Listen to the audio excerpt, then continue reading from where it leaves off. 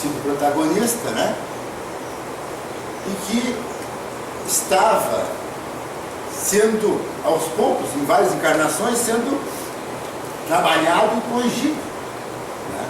Porque, então ela fez, ele ia entrar numa regressão de memória, naquele momento, e então ele viu quem ele tinha sido, por exemplo, há 2000 anos atrás. Então aparece ele, vestido de soldado romano e pregando escravos nas mãos de 3 malfeitores. Né? Então aparece ele lá, porque ele estava trabalhando, porque ele era, o nome dele era Maximus. E o Maximus era judeu. E quando da invasão lá da Palestina pelos romanos, aconteceu que o general Tarquinius, Flávio Tarquinius, depois que a família dele foi abusada e morta, ele pegou o Maximus para escravo. E como ele era muito forte, muito bonito, muito forte, o general Flávio Tarquinius vestiu ele de soldado romano, fez com que ele se tornasse então um judeu soldado romano. E o Maximus, imaginem a cabeça dele, né? Viu a mãe ser abusada, viu as irmãs serem abusadas pelos romanos, viu todos serem mortos pelos romanos e ele ali, não podendo fazer nada. E então ele tinha um ódio medonho dos romanos. Estava lá como escravo, como soldado romano, pregando as mãos dos 3 ditos malfeitores. Quando chegou perto de um ali que ele estava cravando os escravos, ele pensando em tudo que tinha sofrido, e aí aquele profeta que estava sendo pregado ainda disse para ele: perdoa.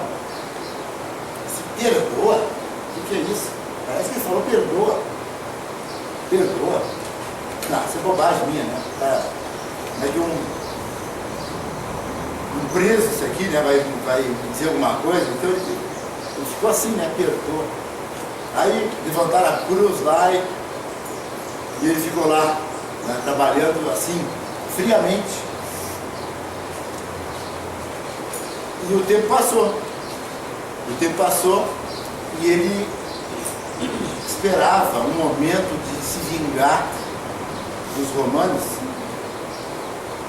Então ele bolava uma maneira de como ele se vingaria do general Flávio Tarquinius, ao qual ele servia e era escravo. Então lá pelas tantas, passaram 3 anos, e o general foi transferido para Roma. E ele junto. Lá em Roma, ele teve a notícia de que a filha do general viria morar com ele, porque o general viajava muito, então estava em casa de amigos, e a filha voltaria. Então ele foi encarregado de cuidar da filha do general. E ela tinha um problema lá, que ela tinha quebrado uma perna, e então ele teve que segurar um pouco a vingança dele, porque ele não podia fazer o que ele queria com uma moça, né, naquele estado. A intenção dele era vendê-la como escrava. Então aconteceu que, cuidando da moça, passeando com a moça, rolou um clima entre ambos. E lá pelas tantas, ele estava assim, né? Como que eu odeio essa gente, como que eu vou amar essa mulher, mas como? Mas estava levando a coisa ali até que a moça ficou boa. Né? Ele gostando dela. Mas eu não gosto, eu odeio. Né? E tinha aquele trauma, né? De a mãe e as irmãs serem estupradas e mortas pelos romanos. Então, ele não queria ter nada de bom com aquela gente. E ele pega, lá pelas tantas, a moça chega lá nos aposentos dele e diz para ele: ah, querido, estou esperando um filho teu.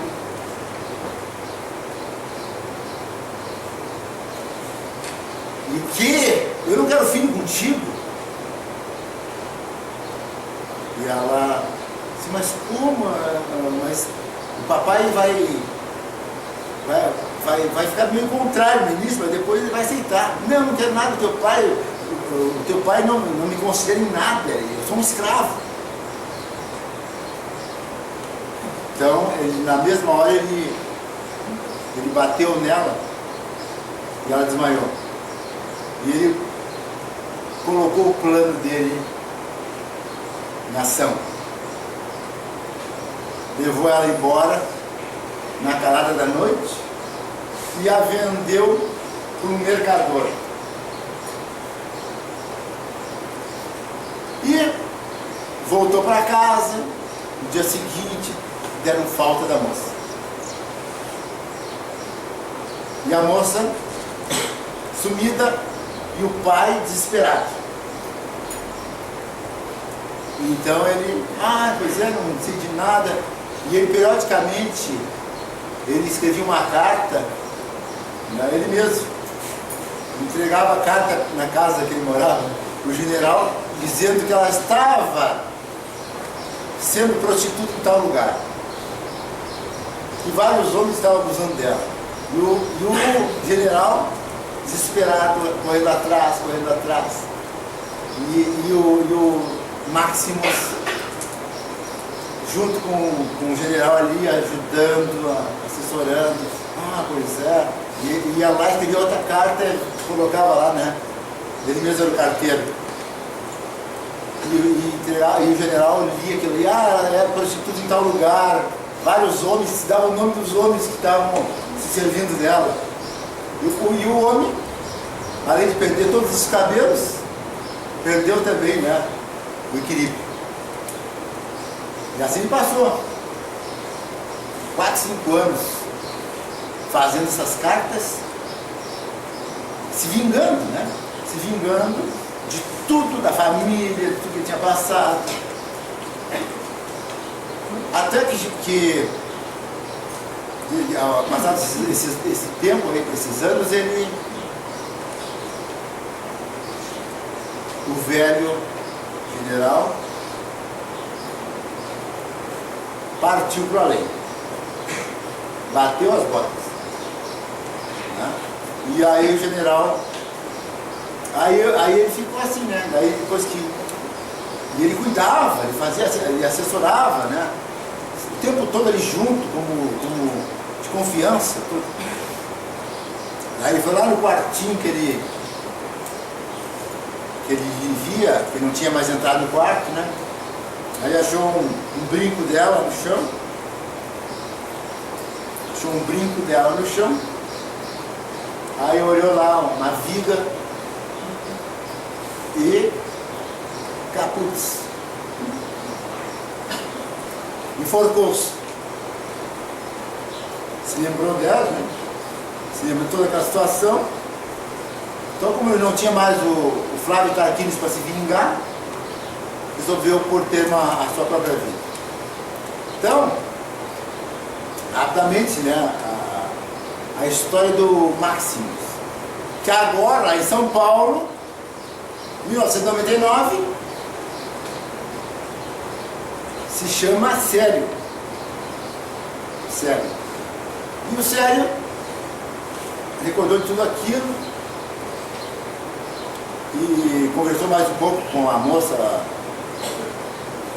o espírito Ana Lúcia, que estava com ele, e depois ele adormeceu, e no dia seguinte, às 8h30, ele, plim plom, ele acorda, e os médicos lá do hospital lá de São Paulo até hoje não sabem como é que alguém assim, sabe, retornou de um coma, né, 48 horas em coma, e saiu bem belo caminhando pelos corredores do hospital.